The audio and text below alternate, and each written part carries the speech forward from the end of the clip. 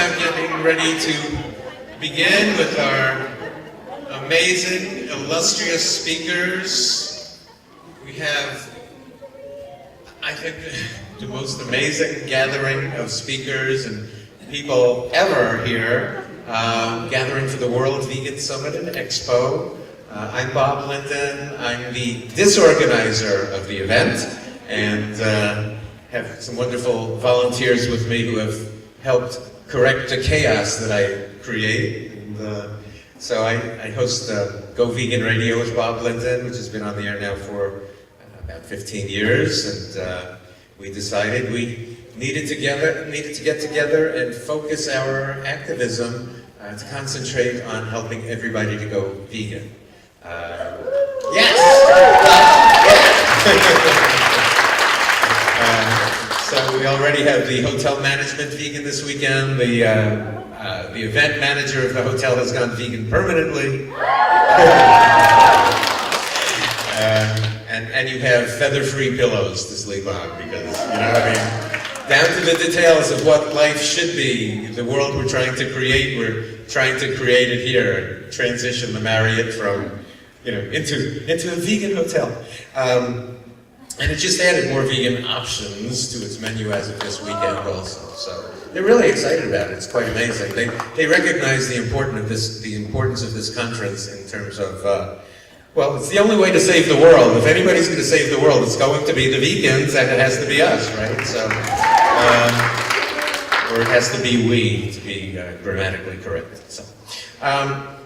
So this is Daisy. I'm her person, and she's sweet vegan. And if you're upset with anything, remember she's one of the promoters, and blame her. Okay. So we have great speakers lined up, entertainment, food. I mean, this is going to be the Woodstock of the 21st century. And let's change the world for the better and help the animals. So, we're here because we love animals, really, right? We can't bear that they suffer, that they're viewed as property and eaten and all. So let's change things, and that's why we're here, to make things happen. So our first guest, our first speaker in the California Ballroom for this weekend is Professor Gary Steiner, who is the John Howard Harris Professor of Philosophy at Bucknell University. We have really smart people here this weekend, PhD in Philosophy from Yale, BA in Philosophy from UC Berkeley, BA Economics, UCLA. And the books that he has authored include Animals and the Limits of Postmodernism, Animals and the Moral Community, Anthropocentric, right? Hello? Anthropocentrism,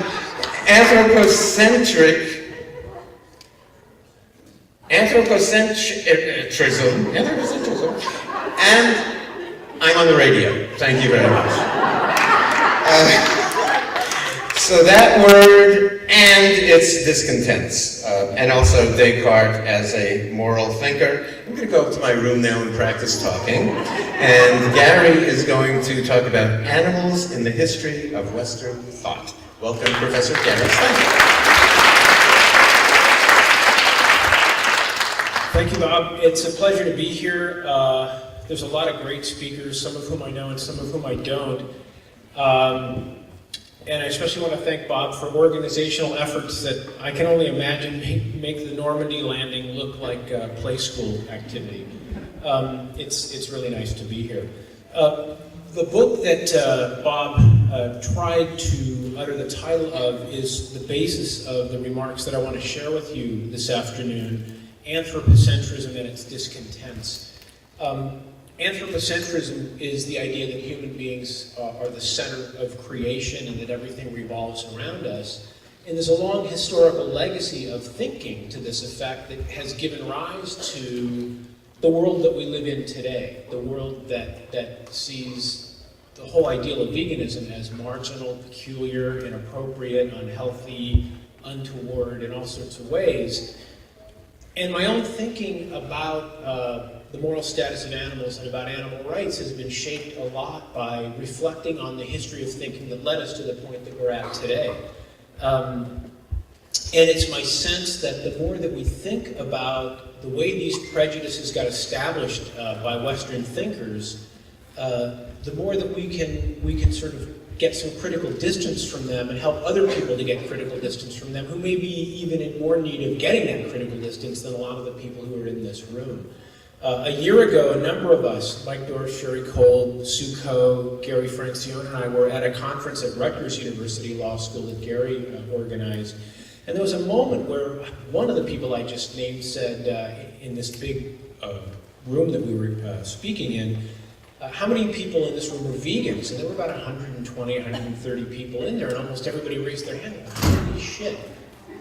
Am I allowed to say anything? But it was quite remarkable to me because I don't tend to be around large numbers of vegans at one time, and it's actually kind of a relief. So thank you for coming. So here's what I want to do in a very, very quick way, is I want to go over some of the high points of this book, Anthropocentrism and Its Discontents, in which I wrote this book about 10 years ago. It's how I first got to know Gary Francione. I want to go very, very quickly from ancient Greece up till the 20th century and just give you sort of the highlights of the most influential kinds of thinking.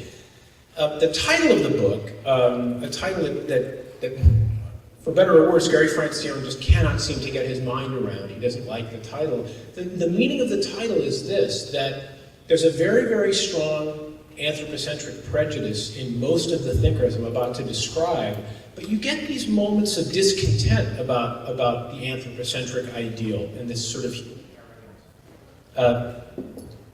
but even those voices of discontent never quite go all the way to the point of saying that ethically we ought to be vegans, until you get to somebody, say, like Gary Francione. So here's the way that this goes. It starts with Christian and ancient Greek thought. And originally, in both of those traditions, you have the idea that there was originally a kind of peaceful relationship between human beings and non-human animals, and that what ensued was some sort of violent distance between humans and animals. And in the Greek tradition, you see in thinkers like Hesiod and Ovid the idea that there was once upon a time a golden age where there was peaceful relationships between human beings and animals, and among human beings, and that some kind of chaos ensued whereby people became violent, sort of fell into these other forms of existence that are described as silver and iron and bronze and so forth. But basically what ends up happening is Zeus has to come down from Mount Olympus and ordain the law of justice, or decay, on human beings, which is essentially forcing people to cooperate with each other, not take each other's stuff, and not kill each other, according to laws of justice. But animals are explicitly excluded from the law of justice because they can't, quote, listen to it, unquote. And this is a prejudice that you also see, in a way, in the Christian tradition. If you actually go back into the Judaic roots of Christianity, into the early books of Genesis, you see a really radical change when you go from, say, Book 1 of Genesis to Books 8 and 9 of Genesis. The early books of Genesis just sort of portray a peaceful relationship in the Garden of Eden. And there's no mention of animal sacrifice or the consumption of animals or animals fearing human beings. It's only after the flood and after Noah's covenant with God that he makes a burnt offering to God, and God is made happy by the smell of the burning flesh. And it's at that point only that God says, everything that creeps or crawls on the earth will live in fear and dread of you. And that fundamentally changes our relationship from one of stewardship to one of sort of violent dominion over animals. So there's a parallel between the Greek story and the Christian story, but in both cases, we started out living a kind of peaceful, utopian kind of relationship. And whether or not you believe that that was ever the case, it certainly is the case that what happened for most, if not all, of human history after the very beginning is one in which there's human beings using animals as resources and doing very, very violent things to animals. The way that this thinking gets codified in both Greek thinking and in Christian thinking is as follows. Aristotle, particularly in his political writings and his psychological writings, takes the view that only human beings possess this capacity called logos. And logos is a word that has many, many meanings in ancient Greek. As thinkers like Rousseau point out, the earlier the language, the fewer distinctions, fine distinctions there are between different sorts of concepts and words. And this is true for the term logos, which can mean a very wide variety of things. But what it means principally for Aristotle is language or reason, which Aristotle takes to be, and the whole subsequent history of Western philosophy takes to be one thing, that if you're rational, you're linguistic, and if you're linguistic, you're rational, and only human beings possess logos. And for that reason, Aristotle says, human beings are members of the political community, animals are categorically excluded from it. The Stoic philosophers, who are a sort of a loose-knit group of thinkers who span about 4 centuries in Greek and Roman antiquity, formalized Aristotle's thinking about logos into a cosmic principle according to which animals were created expressly for human consumption or human use by the gods. And the thinking was, of all earthly beings, only human beings resemble the gods in being rational, possessing logos, being able to contemplate eternal truths, contemplate the order of nature, the logos of nature, and that everything else in creation was made to satisfy human material needs so that we don't have to worry about feeding and clothing and sheltering ourselves. We can just kind of sit back and contemplate the eternal logos of nature along with Zeus and the other gods. That is the beginning of a prejudice that persists throughout the history of Western thought. And you see its sort of twin in Christian thinking when someone like St. Augustine in the 4th century AD takes the view that even though animals suffer when we kill them and when we use them, it doesn't make any kind of ethical difference whatsoever because they have nothing in common with us that would make them part of the same moral community that we're a part of. Augustine is capitalizing on, is drawing on Stoic thinking. And the Stoic thinking is very, very telling. What it says is there's a sphere of justice, and either you're in it or you're not in it. And if you're in it, that means you're a beneficiary of justice, and you have duties of justice toward other beneficiaries of justice. This anticipates the modern view about equality and reciprocity and mutual respect in the liberal democratic political ideal. Or, according to the Stoics, you're excluded categorically from the sphere of justice, and what that means is absolutely nothing that gets done to you can be considered an injustice. And that means that we have absolutely no obligations whatsoever with regard to non-human animals. And you see this not only in the ancient Greeks, and you see it not only in early Christian thinking, such as in thinkers like St. Augustine, but in the Anthropocentrism book, I traced through basically all of the Middle Ages and looked at a handful of major thinkers, and you get people like Origen, Basil the Great of Caesarea, John Chrysostom. Even St. Francis of Assisi turns out to have very, very questionable views about the moral status of animals. Something that we can get into if there's time. And then Martin Luther. I think the real apex of medieval Christian thinking about the moral status of non-human animals is St. Thomas Aquinas in the 13th century, who has this idea that animals are essentially like clockwork mechanisms. They don't have any kind of ability to actually think about what they experience. They're essentially like mechanisms. And if one should wonder, St. Thomas says, how it is that animals can take care of themselves so effectively, it's because God sort of jumps in and decides on their behalf, makes choices for them because they're completely incapable of making any kind of choices on their own behalf.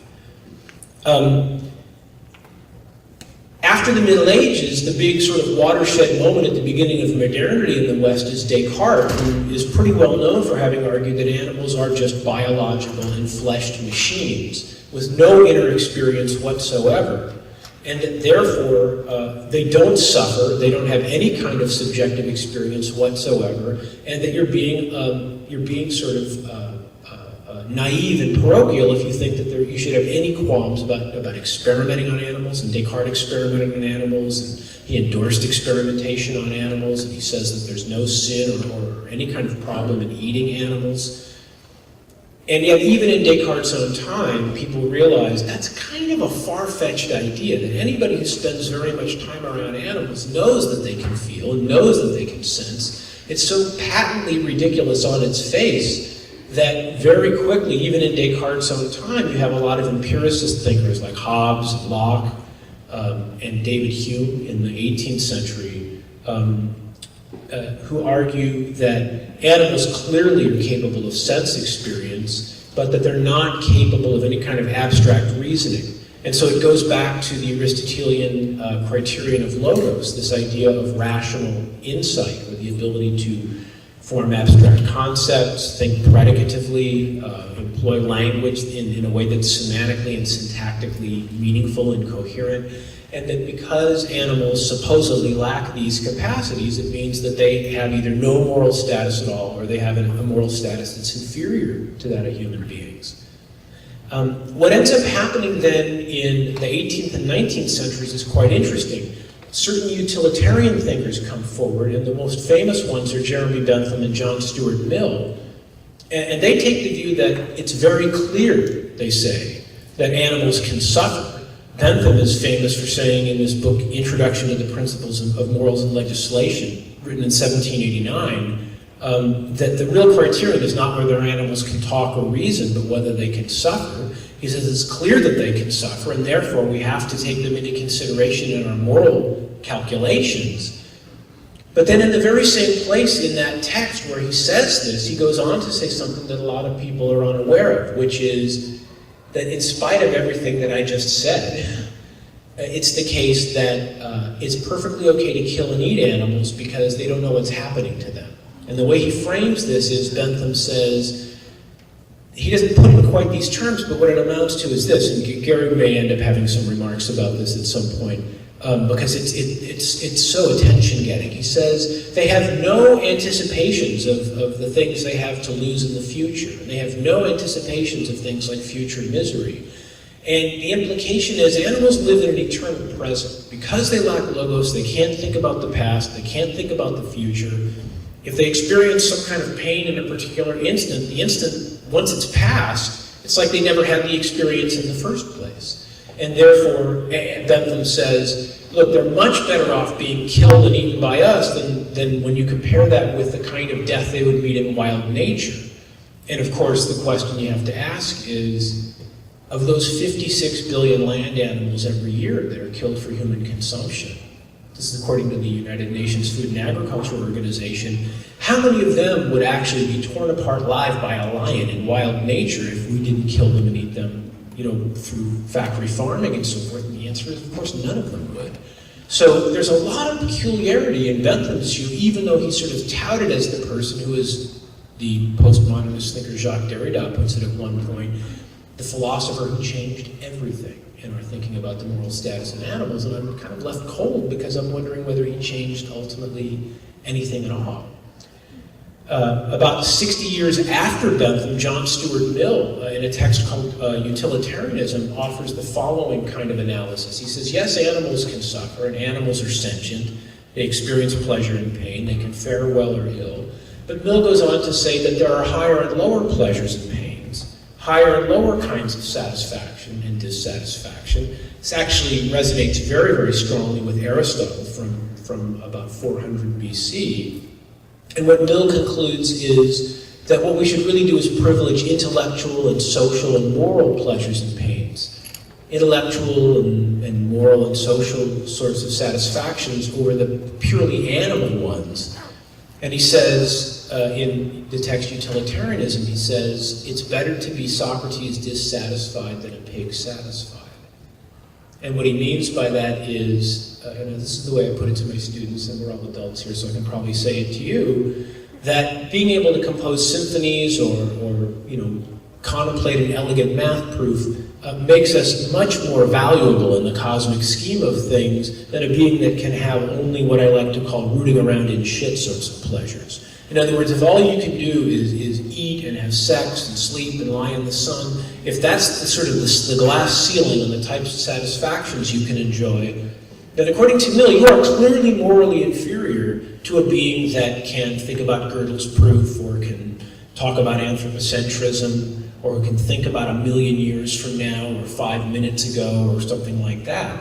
And really the question, I think, that anthropocentrism urges upon us is that really a legitimate kind of hierarchy to establish, that just because I can think abstractly, just because I can use language predicatively, just because I can do math, which I basically can't do, does that make me morally superior to a non-human animal? And I leave you to be your own judge about the answer to that question.